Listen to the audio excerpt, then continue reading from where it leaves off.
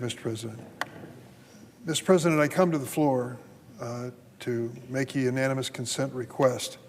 That is a process in the Senate where we agree on things because no one disagrees. Unanimous consent. I've made this request before. Senator Grassley, who is my colleague and friend from the state of Iowa, different political party, but occasionally we do agree. He has a different point of view, and he is likely to object, but I'll keep my fingers crossed that my speech will be so convincing that perhaps he'll change his mind. We'll see. But what we're basically discussing on the floor at this point is whether or not, if the court issues an order, a public official has to follow the order. It's pretty basic. It gets down to the daily routine of courtrooms across the nation, and now it has more meaning because there's a question as to whether this new president, President Trump, is going to follow a court order if it's handed down by a court.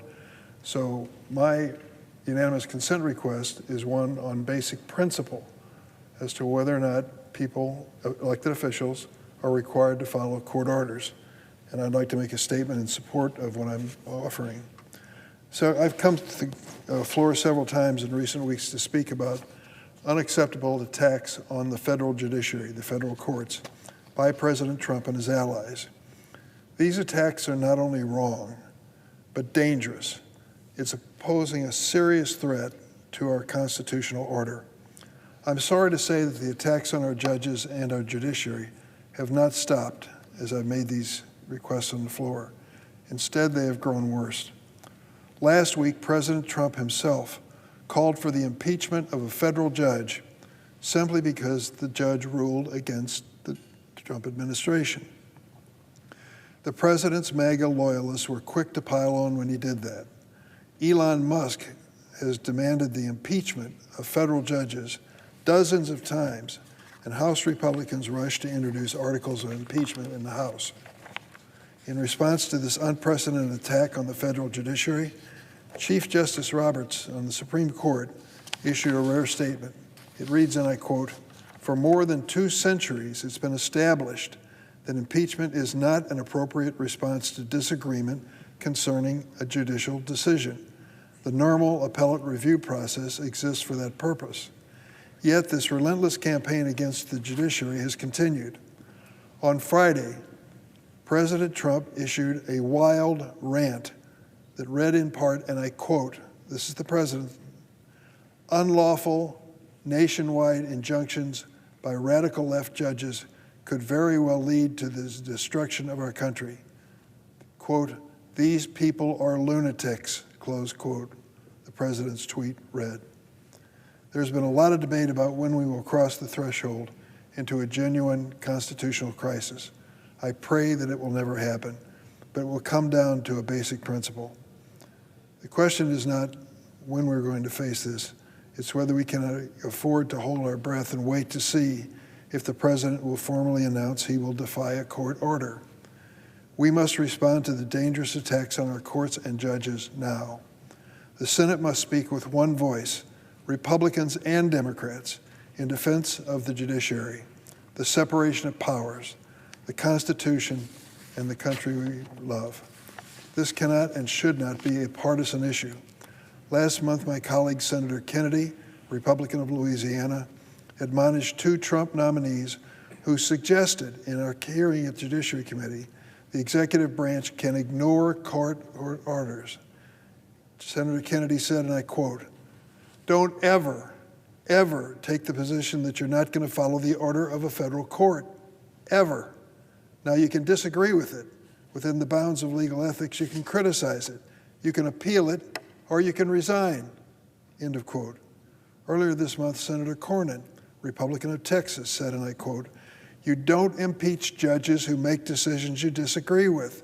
That happens all the time. What you do is appeal, and if you're right, then you're going to win on appeal," end of quote. These words by my Republican colleagues demonstrate an understanding of checks and balances and our Constitution. Some have argued that impeachment of judges is necessary because of the number of injunctions issued against President Trump compared to other presidents. They claim this is evidence that federal judges are biased against President Trump. I would suggest there's a more obvious explanation. The number of injunctions issued against the first and second Trump's administrations is evidence of a president who has repeatedly violated the law. I also want to respond to the baseless claims from, of all people, unelected Elon Musk and other MAGA allies that the most recent judge to be targeted by President Trump is some sort of radical ideologue. Let's be clear. Judge Boasberg is no partisan. He was actually appointed to the Superior Court of District Columbia by a Republican president, George W. Bush. As a D.C. District Court judge, Judge Boasberg has issued many rulings that clearly illustrate impartiality. For example, he was the judge who ordered the release of thousands of Hillary Clinton's emails, and his decisions have favored President Trump's interests on several occasions. Other judges who have ruled against the Trump administration were appointed by Republican presidents, including some who were appointed by President Trump himself. He's not always going to win in court, but he seems to think he should. As Chief Justice Roberts said in 2018 in response to an earlier attack on the judiciary by the same president, President Trump, he said, quote, "We do not have Obama judges or Trump judges, Bush judges or Clinton judges. What we have is an extraordinary group of dedicated judges doing their level best to do equal right to those appearing before them." Unfortunately, leading Republicans, including Secretary Rubio and Elon Musk, have aligned themselves with the likes of El Salvador's Nayib Bukele, a foreign dictator in El Salvador who destroyed judicial independence in his own country and now is attempting to interfere in our internal affairs. Musk went so far as to endorse Bukele's false claim that, quote, "the U.S. is facing a judicial coup." Fortunately, the American people know better. A recent Washington Post poll found an overwhelming majority of Americans believe President Trump must follow federal court orders, including 79% of Republicans who agree with that. With strong bipartisan support, America knows no president is above the law, and the danger posed by the Trump administration attack on the judiciary is not abstract. The recent invective by the president and his allies has resulted in increased threats to the lives of judges and their families. That is absolutely unacceptable. Our judges should not fear for their lives and those of their loved ones because of their work. And if judges feel compelled to decide cases in favor of the president to avoid his wrath, we will no longer have an independent judiciary. We can debate the value of nationwide injunctions and the merits of any particular judicial decision. But violence or threats of violence, whether from the right or the left of the political spectrum, are never, never acceptable. In December of 1862, in the midst of the Civil War, a month before he issued the Emancipation Proclamation, Abraham Lincoln submitted his second annual address to Congress. It was read aloud by the Secretary of the Senate. It included these famous words, and I quote, "We shall nobly save or meanly lose the last best hope of earth," end of quote. America retains this last best hope of earth for democracy and for freedom, for liberty and justice. It is up to both political parties to protect it. We have sworn to uphold and defend this Constitution. Now we're going to be tested. And an independent judiciary has nobly saved our nation many times throughout history. It's a critical pillar holding up our constitutional order. As Chief Justice Marshall famously declared, it is emphatically the province and duty of the Judicial Department to say what the law is, end of quote. And it is the duty of Congress to support the judicial branch against unwarranted attacks by the executive. For that reason, the resolution I offer today affirms that the Senate supports the rule of law, the judicial branch, and the Constitution.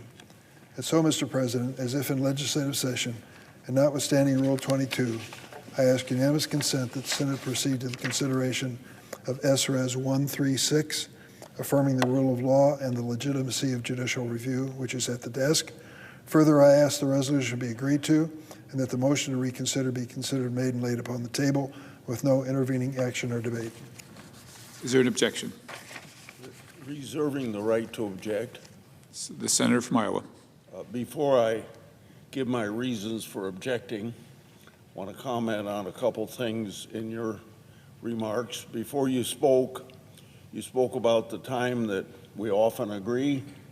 Just today, you and I won't go into the subject matter of it, but just today, you and I co-sponsored a bill together, as an example. The other thing I'd like to say before I go to my remarks is that I want to associate myself with your quote from our colleague Senator Cornyn, that you don't impeach judges just because of a decision, because we'd be impeaching judges all the time. That's my additional comment.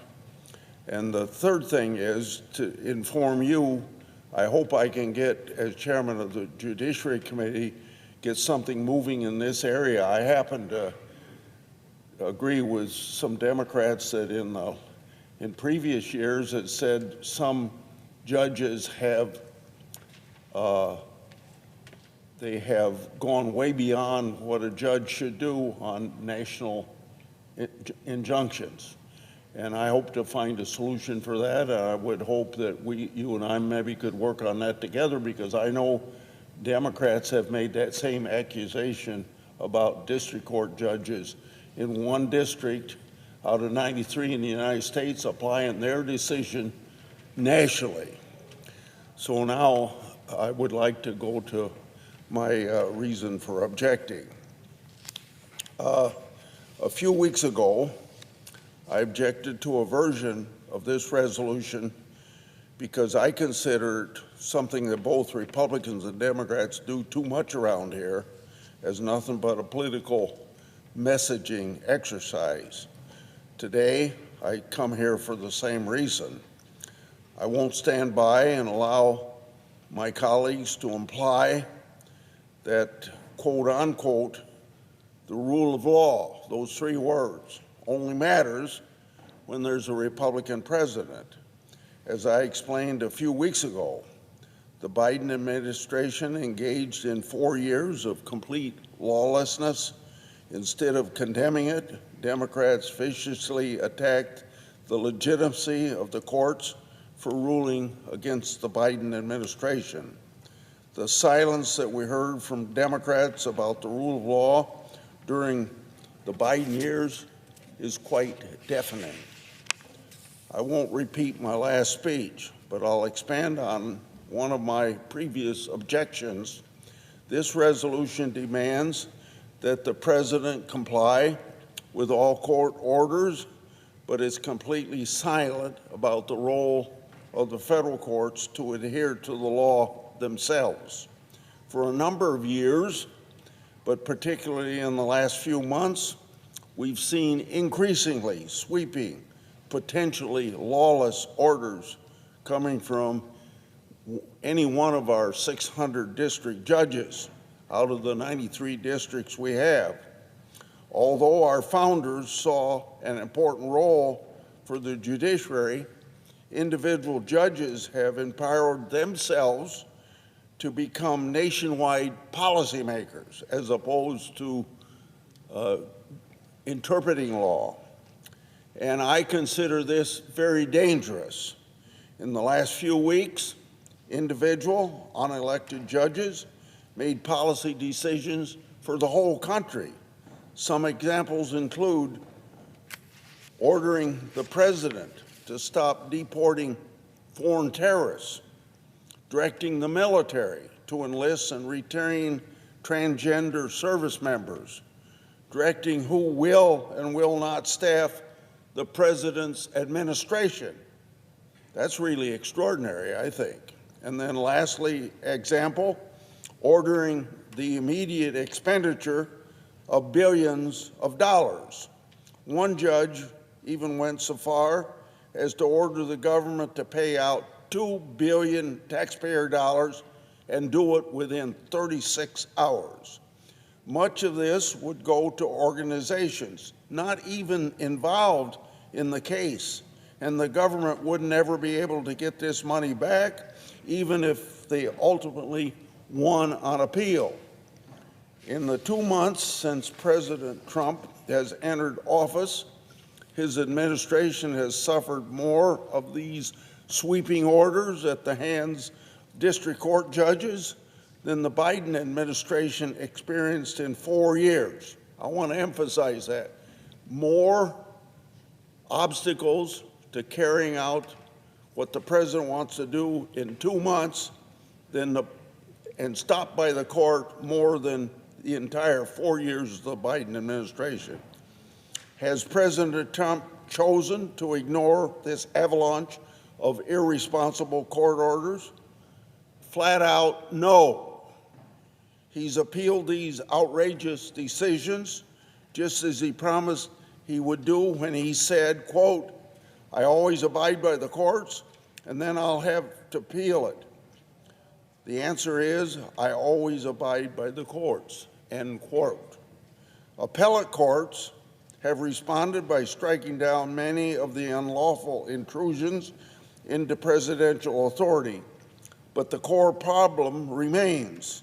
The President of the United States shouldn't have to ask permission from more than 600 different district court judges to manage the executive branch that he was elected to lead. The practice of sweeping nationwide injunctions, broad restraining orders, and judicial policymaking must end. It's unconstitutional, it's anti-democratic, and it's imprudent. If the Supreme Court won't stop it, then Congress must. And I wish the Supreme Court would get on this and do it right away.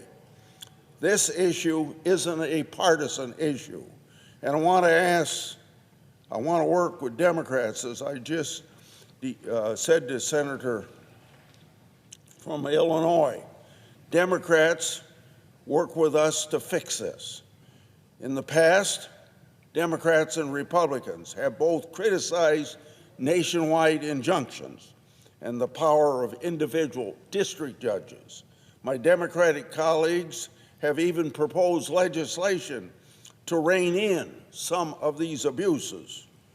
You don't have to take my word for it. In 2022, Justice Ella Kagan correctly observed, quote, "It just can't be right that one district judge can stop a nationwide policy in its tracks and leave it stopped for the years it takes to go through the normal process." In 2024, President Biden's Solicitor General, Elizabeth Prelogar, argued before the Supreme Court. Now listen to this quote: "A court of equity may grant relief only to the parties before it. The district court violated that principle by issuing a universal injunction purporting to enjoin the act itself and forbidding the enforcement of the act even against non-parties," end of quote. So, as I told Senator Durbin, I hope to soon be holding a hearing in the Senate Judiciary Committee to address this matter and even introduce legislation to end these abuses. And that's why I hope we can make it a Democrat and Republican colleagues joining in this effort. For the resolution at hand, Mr. President, I propose an amendment. So it reads, quote, "The Constitution of the United States and established precedents require the executive branch to comply with all lawful federal court rulings. This simple change of one word, lawful, will show that Congress expects both the executive branch and the judicial branch to respect the rule of law and constitutional constraints. My amendment mirrors what the Chief Justice said in 2024. The Chief Justice rightly raised concerns about the intimidation and the threats leveled at the court in the wake of the Dobbs decision. He said, quote, "The final threat to judicial independence is defiance of judgments lawfully entered by courts of competent jurisdiction," end of quote. Had no problem adding the word lawful in we shouldn't have it any other way. So therefore I ask the senator, my friend from Illinois, to modify his request such that the Grassley amendment to the resolution at the next be considered and agreed to. Is there an objection to the modification? Mr. President. Senator from Illinois. Mr. President, reserving the right to object, the resolution that I offer today is short and straightforward. It is not complicated. It simply restates a bedrock principle of our democratic system of government. That is, the responsibility of the judiciary to say what the law is. And second, the executive branch is required to comply with court orders. It's just that simple. I offered a similar resolution 3 weeks ago. It included some language which my friend from Iowa did not like. I took that language out. I want to get down to the basics here, the very basics. He made reference to the Dobbs decision. That overturned Roe versus Wade on abortion, a controversial issue in the United States since that decision in '72. But a decision that was overturned by the court. There were many who disagreed with that court's approach to it and said that it was inconsistent with the precedent and inconsistent with what the justices had promised. And yet, when it was all over, no one filed articles of impeachment against the Supreme Court, and there were no threats, I know, personal threats and physical threats on the justices and their families. There should never be. Violence is never acceptable. After my colleague from Iowa objected to my previous language, I made it very simple. Simple fact, the Vice President and other prominent officials have suggested the executive branch may disregard a federal court order. This, unfortunately, would be an item in controversy that could really threaten our constitutional democracy. And that's why I've asked that this very simple statement that everyone must follow the law when it comes to court orders be made part of the official record of the Senate. With those changes, there's absolutely nothing objectionable in this resolution. Yet my colleague seeks to add language that will only muddle what this Senate should make clear. By stating that the executive branch only needs to follow, and I quote, lawful court orders, which is what the senator from Iowa suggested, the amendment begs the question of who decides whether a court order is lawful. This suggests that in some case the president's going to decide rather than judiciary.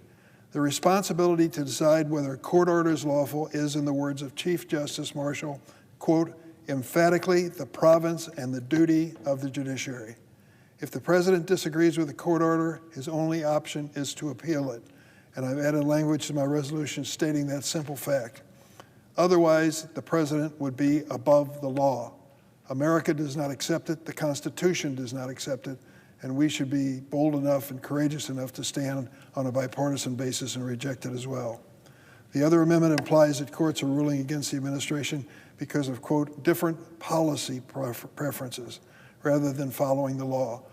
Over and over and over again, thousands and thousands of times, we have had judicial nominees appear in the Judiciary Committee who, when asked the basic question of what would you do in court if you had to make a decision, they say, I will follow the law. That is the basic. Now, their decision on the law may be different than yours or mine or some other judge, but the fact of the matter is they do believe, at least they tell us, that is their bedrock responsibility. This resolution is nonpartisan, it's clear, it should be bipartisan. We ought to make it clear once and for all that no president, Biden or President Trump or any other president in the future, is above the law. Any further amendment is unnecessary, undermines a simple, straightforward message which we should stand together and speak. For these reasons, I object. Is there an objection to the original request? Are you asking about the original one? Yes. I object. Objections heard.